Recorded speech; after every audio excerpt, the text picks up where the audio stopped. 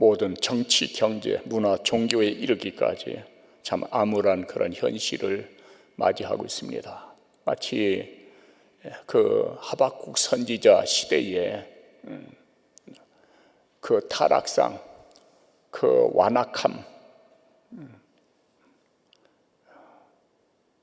그 부패, 패역함, 또 분쟁, 이런 것들로 완전히 그 점철되어졌던 것처럼, 그리고 그 또 더 국외적으로 보면은 마치 그 아시리아 또는 그 바빌로니아에 의해서 하나님의 백성들이 그물에 물고기 잡혀가듯이 또 왕 없는 메뚜기 떼같이 이리저리 방황하는 그 기가 막힌 모습, 아무리 기도해도 하나님께서 도무지 응답하시지 않는, 하나님 잠잠하신 그 상황, 그러한 상황을 맞이해서 그럼에도 불구하고 그 하박국 선지자가 마지막 고백하는 것은 무화과 나무에 감람나무에 열매가 없고, 또 외양간에 소가 없고, 양의 우리에 양이 없고, 또 밭에 소출이 없는 그러한 도무지 되는 것이 하나도 없는 그런 상황 가운데서도 하나님을 찬양한다고, 하나님을 경배한다고, 그 하나님 앞에 감사한다고 그러한 승리의 고백을 한 것을 우리는 하박국 3장 마지막에서 발견하게 됩니다. 그렇게 된 그 힘에 그렇게 하나님을 찬양하고 그 하나님 앞에 감사하고 영광 올려드릴 수 있는 그 배경은 어디에 있느냐면 하나님이 하시는 일이라고는 그 사실을 알았기 때문입니다. 오늘 우리의 당면한 모든 현실, 결국은 하나님이 하시는 일입니다. 그리고 그 하나님이 하시는 모든 일은 결국은 선이 이루어집니다. 결국은 우리에게 축복입니다. 오늘의 슬픔이 변하여 춤으로 하나님은 바꾸실 겁니다.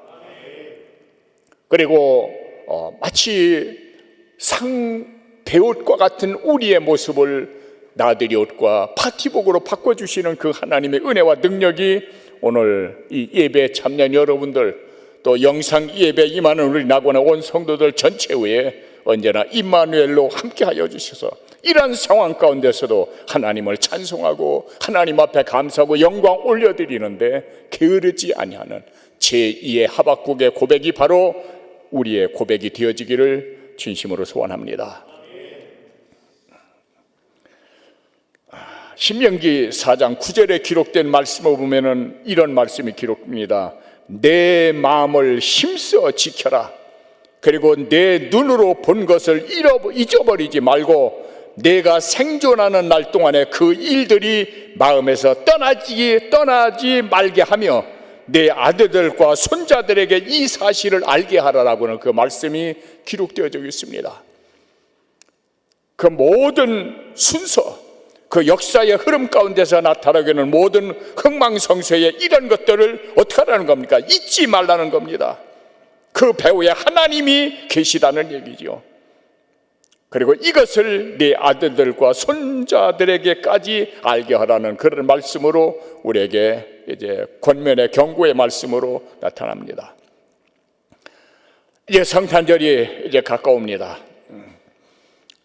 선지자 이사야를 통해서 이사야 9장 6절 오늘 본 말씀 보면 한 아기가 우리에게 낳고 한 아들을 우리에게 주신 바 되었는데 그의 어깨는 정사를 메었고 그의 이름은 기묘자라 모사라 전능하신 하나님이라 영존하시는 아버지라 평강의 왕이라 할 것임이라. 그렇게 이사야 선지자를 통해서 예언을 합니다.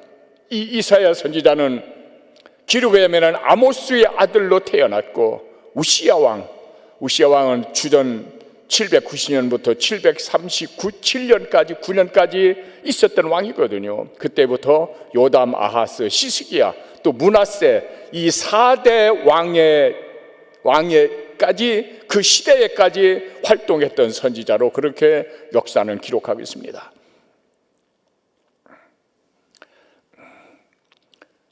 이 예수께서 탄생한다고는 그 메시아가 인류의 소망으로, 인류 구원자로 탄생할 것에 대한 그 예언은 창세기부터 기록되고 있습니다. 지난 시간에 말씀드린 그대로 창세기 3장의 20절에 기록된 말씀 보면은 아담과 하와가 하나님 앞에 범죄하고 그리고 두려워하여 숨었을 때에 범죄하고 도망가 있는 그 아담과 하와를 찾아오신 분이 하나님이셨고, 이것이 바로 복음의 시작이라고 말씀을 드렸고, 저들이 하나님 앞에 다시 설 수 있게 하기 위하여 죄 없는, 아무 죄 없는 그런 양이 인간의 아담과 하와의 죄악을 뒤집어 쓰고 대신 비참하게 죽어감으로 인원해서 생겨난 가죽옷을 입혀주게 됩니다. 가리워주게 됩니다. 저들의 패역함과 부끄러움을, 허물을 가리워주게 마련이죠. 그래서 시편 32편 1절에 보면은 허물의 사함을 얻고 그 죄의 가리움을 받는 자는 복이 있도다. 누가 복 있는 자입니까? 아담과 하와가 복 있는 자로 바꿔진 겁니다. 어떻게 하면 일어나야 가리움을 받은 그 일로 인하여 복 있는 자가 된 것이죠. 마찬가지로 저와 여러분도 예수 그리스도의 피의 공로로 말미암아 우리가 죄악에서, 율법의 저주에서 가리움을 받았으니 우리 다 복받는 자들입니다.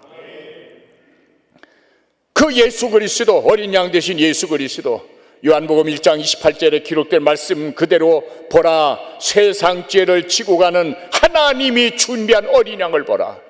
아담과 하와를 가리워준 것은 하나님이 준비한 양으로 저들을 가리워준 겁니다. 허물과 수치를 가리워준 것이죠.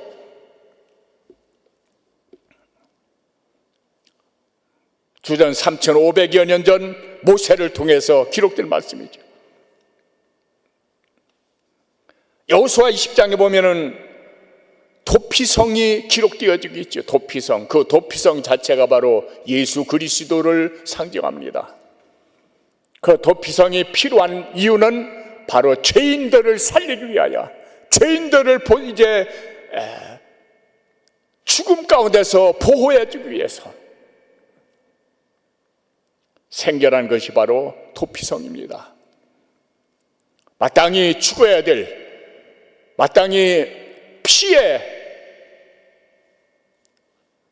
상속자들 하여금 죽임을 당할 수밖에 없는 그런 상황 가운데서 그 도피성이 저들을 보호해 주는 것이죠. 살인자를 보호하는 것이 도피성이었습니다. 우리는 다 살인자와 같은 그러한 존재들입니다. 도피성 되신 예수 그리스도, 우리는 그 주님을 찬송하고 그분에게 감사하며 영광 올려드려야 될 줄로 믿습니다. 주전 약 1000여 년 전 다윗을 통해서 시편 20편 16절에 18절에 기록된 말씀 보면은 그 어린 양 되신 예수 그리스도 마치 개들이 나를 에워싸고 악한 무리가 내 손과 발을 찔렀나이다. 그리고 내 겉옷을 나누며 속옷을 제비 뽑나이다 라고 그렇게 예언하고 있습니다. 장차 1000년 후에 있어질 예수 그리스도에 대한 놀라운 예언이지요. 마치 십자가 밑에서 스케치한 것과 같은 그러한 정확한 예언 아닙니까?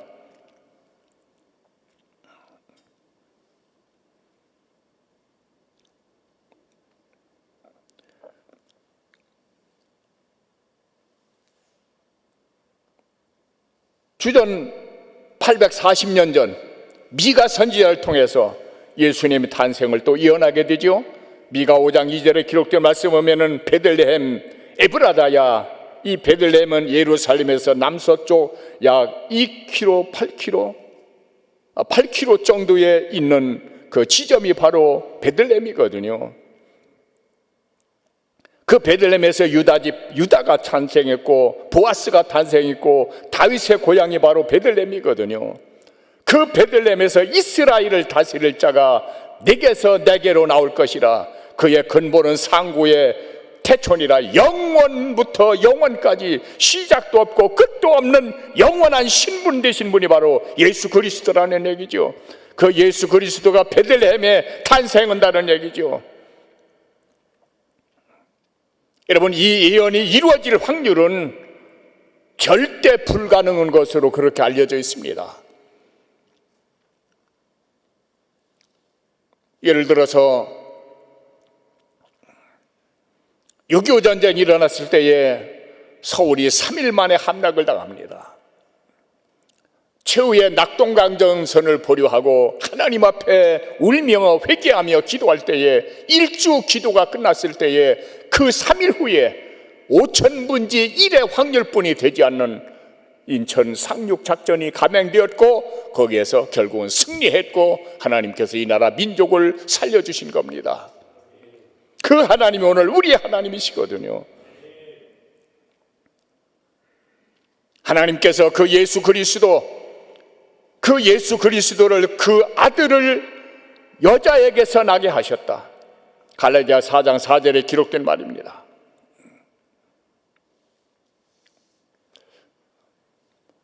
하나 조금 더 이렇게 짚고 넘어가야 될 사실은, 이사야 선지자를 통해서 한 아기가 우리에게 낳고 한 아들을 우리에게 주신 바 되었는데, 여기에 한 아기, 이 한 아기는 인간의 인성을 대표하는 거예요. 인성을 대표합니다. 왜냐하면은 죄인된 인간의 모습으로 예수께서 이 세상에 오셨죠. 죄인된 인간의 모습으로.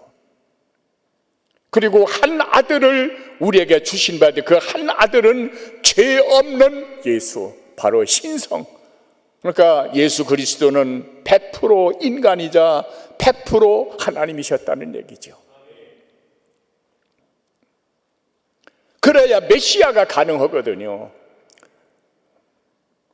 죄 없는 분으로 이 세상에 오셨고, 죄 없는 그 예수 그리스도가 모든 믿는 사람들의 죄악을 다 담당해서 죽으셨고, 그 공로를 심립는 자들 하나님의 자녀가 되셨고 죄 되게 하신 그 놀라운 사랑. 마태복음 3장에 보면은 예수께서 세례받고 올라오실 때에 하늘에서 음성이 들리죠. 이는 내 사랑하는 아들이요 내 기뻐하는 자라라고는 그런 음성이 하늘에서 들려옵니다. 그러니까 예수 그리스도는 하나님의 사랑하는 자였다는 것이요, 그리고 하나님을 기쁘시게 하는 자였다는 얘기죠. 우리의 신앙의 스타일도, 믿음의 스타일도 우리 하나님께 기쁨이 되어지고 하나님의 사랑을 받는 그런 존재가 되어져야 될 줄로 믿는 겁니다. 좀 더 구체적으로, 그 예수 그리스도는 유다 지파에서 탄생한다고 했죠. 창세기 44장 30절 이하에 기록된 말씀, 왜 하나님의 아들 예수 메시아가 유다 지파에서 탄생하도록 그렇게 하나님은 섭리하셨는가? 원래 야곱의 제일 12아들 가운데 큰 아들이 루벤이거든요. 그런데도 불구하고 네 번째 아들인 유다 지파에서 탄생하게 합니다.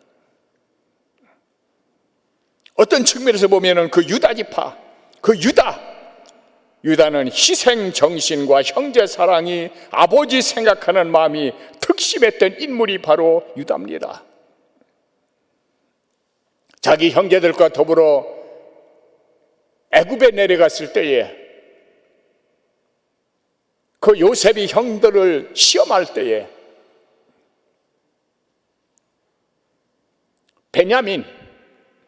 베냐민을 여기에다가 이제 두겠다. 그때에 유다가 한 말이 뭡니까? 안 됩니다. 베냐민이 없으면은 아버지가 살질 못합니다. 그러니까 베냐민을 놔두고 내가 대신 있을 겁니다. 내가 대신 포로로 잡혔을 테니까 이제 좀 놔달라고. 자기 희생이지요.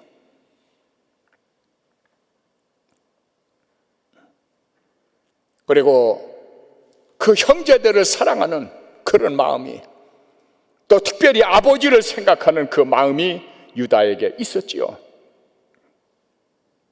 그 그 유다 지파에서 메시아가 탄생하는 것이죠. 우리의 바람이 있다면 마치 제2의 유다와 같이 형제들을 위해서 또 아버지를 위해서 자기가 희생하고자 하는 그러한 또 그 사랑하는 마음이 특심했던 그러한 믿음을 우리들도 확보해야 될 줄로 믿습니다. 그 예수 그리스도 탄생함으로 인해서 그는 우리의 단 하나의 구원자가 되셨죠. 단 한 분의 구원자가 되셨습니다. 천하 인간의 구원받을 만한 다른 이름을 우리에게 주신 일이 없다라고 하는 그 말씀 앞에 천하 인간의 구원받을 만한 다른 이름이 없다고 하는 그 사실은 굉장히 우리에게 충격적으로, 그리고 말로 다 할 수 없는 하나님의 사랑과 은혜가 거기에 내포되어지는 것을 우리는 보게 됩니다. 노아 홍수 때에 그 방주에 들어갈 수 있었던 문은 단 하나의 문이었습니다. 노아의 홍수가 구원의 예표라고 할 것 같으면은, 천국의 예표라고 할 것 같으면은 천국에 들어갈 수 있는 문은 단 하나입니다. 그 문은 바로 예수 그리스도죠. 내가 곧 문이라, 내가 곧 양의 문이라, 나로 말미암지 않고는 아무도 아버지 앞에 갈 자가 없다라고 그렇게 말씀하고 있습니다. 출애굽기 12장에 보면은 유월절 어린 양이 나타나죠. 애굽의 재앙에서, 마지막 재앙에서 이스라엘 민족을 살리기 위한 하나님의 배려와 사랑이 나타납니다. 거기에서 나타난 것이 뭡니까? 바로 유월절 어린 양이죠. 양을 잡아서 양의 피를 설주와 인방에 바르라. 그리고 그 양의 피가 발라져 있는 그 집 안에서 절대로 밖으로 나가지 말라. 그러면은 하나님의 보호가 있을 수 없다는 얘기죠. 거기에서도 역시 나타난 것은 그 어린 양 예수 그리스도의 피가 저들을 보호했다는 얘기죠. 저들의 모든 하나님의 진위에서 저들을 가리워줬다는 얘기죠. 바로 예수 그리스도, 우리를 대신해서 죽으신 그 예수 그리스도의 피의 공로가 우리를 가리워줍니다. 모든 율법의 저주에서, 하나님의 진리에서 우리를 가리워주는 그러한 단 하나의 가죽옷이 되어주신 것이죠.